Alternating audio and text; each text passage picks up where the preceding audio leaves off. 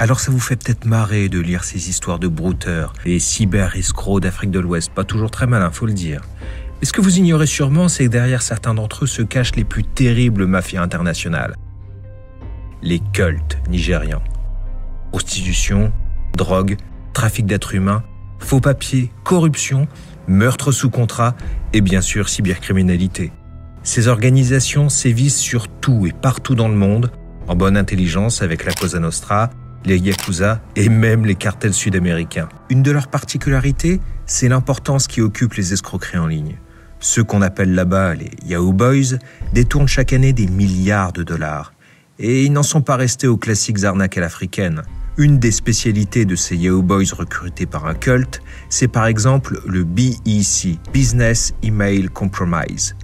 Cibler des chefs d'entreprise ou des services financiers de PME et se faire passer pour un partenaire de l'entreprise à qui virer de l'argent. C'est ce qu'on appelle en France l'arnaque aux faux ordres de virement. Une méthode qui demande patience, organisation et compétences.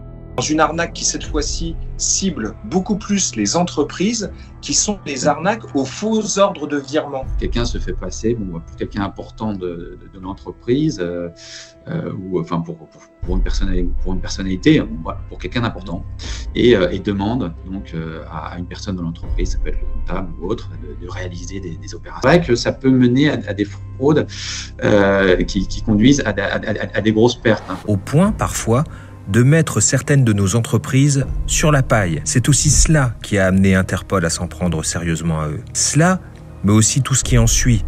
Parce que cet argent irrigue ensuite tout un univers criminel spécifique. Corrompre des fonctionnaires, monter des laboratoires de fabrication de méthamphétamine, acheter des armes, voire financer des élections en Afrique. Si on les appelle cultes, c'est parce que ces organisations, nées il y a plusieurs années sur des campus étudiants nigérians, ont une dimension mystique, comme certaines loges de francs-maçons par exemple.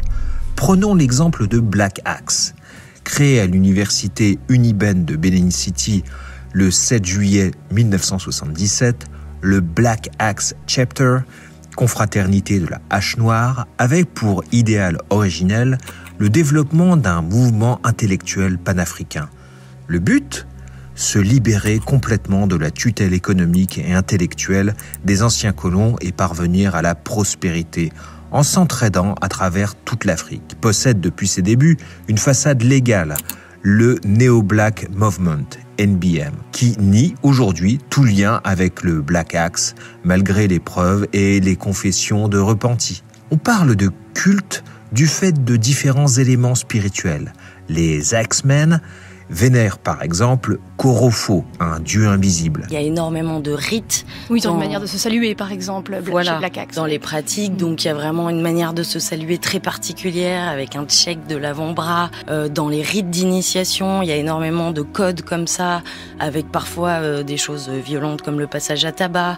On a aussi ceci dans les prestations de serment que doivent pratiquer les victimes du juju, donc une espèce de vaudou local du sud du Nigeria que doivent faire donc les femmes qui seront destinées à la prostitution.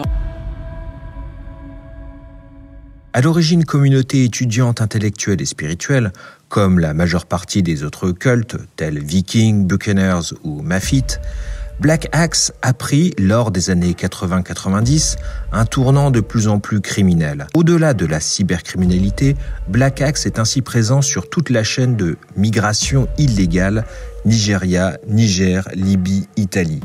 Les femmes qui passent entre leurs mains sont prostituées pendant et ou au bout du voyage.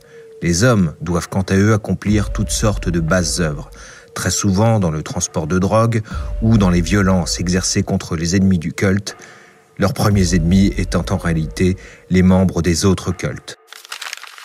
L'impact de leurs actions est colossal, y compris dans les pays occidentaux. Au-delà des milliards détournés, une criminalité violente se développe dans certaines villes européennes.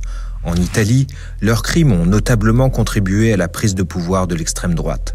En France, et en particulier à Marseille, leur présence a donné lieu à des guerres de gangs se réglant à coups de machettes, d'AK-47 et même d'incendies. L'argent collecté par ces différents trafics retourne par des chemins financiers complexes, passant parfois par la Chine, au Nigeria.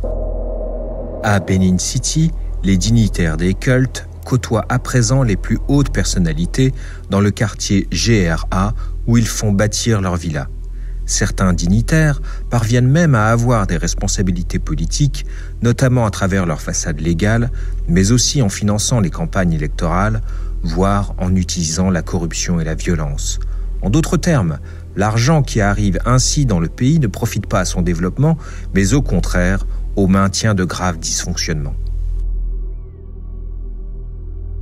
Bref, j'espère qu'il est maintenant clair pour vous que cette cybercriminalité venue d'Afrique de l'Ouest est un problème aussi profond que complexe. Ses implications sont terriblement lourdes, aussi bien pour les Africains que pour les Occidentaux. Pour conclure, je ne peux que vous recommander l'excellent ouvrage Mafia Africa de Célia Lebure et Johan Tilwin. Il décrit en profondeur le fonctionnement de ces cultes.